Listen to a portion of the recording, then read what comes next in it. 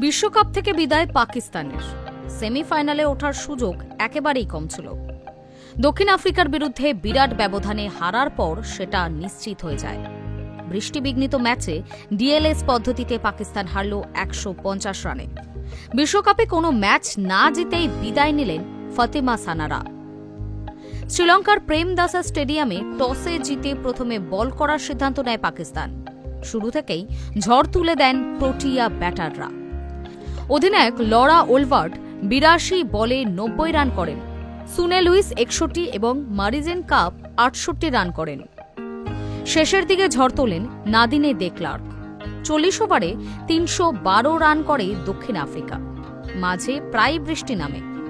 জবাবে পাকিস্তানের ইনিংসের সময় ডিএলএস পদ্ধতিতে ২০ ওভারের লক্ষ্য দাঁড়ায় ২৩৪।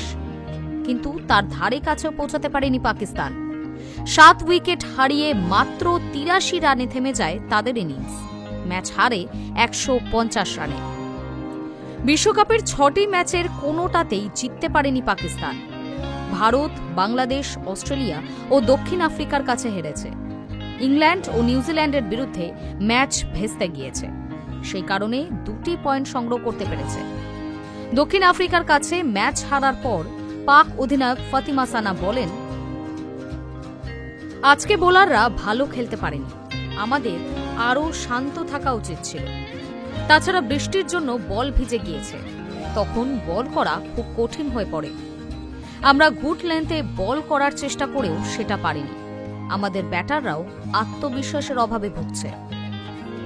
বৃষ্টির জন্য এর আগে পাকিস্তানের যে ২টি ম্যাচ ভেস্তে যায় তার মধ্যে ইংল্যান্ডের বিরুদ্ধে জেতার সুযোগ ছিল তাদের কাছে।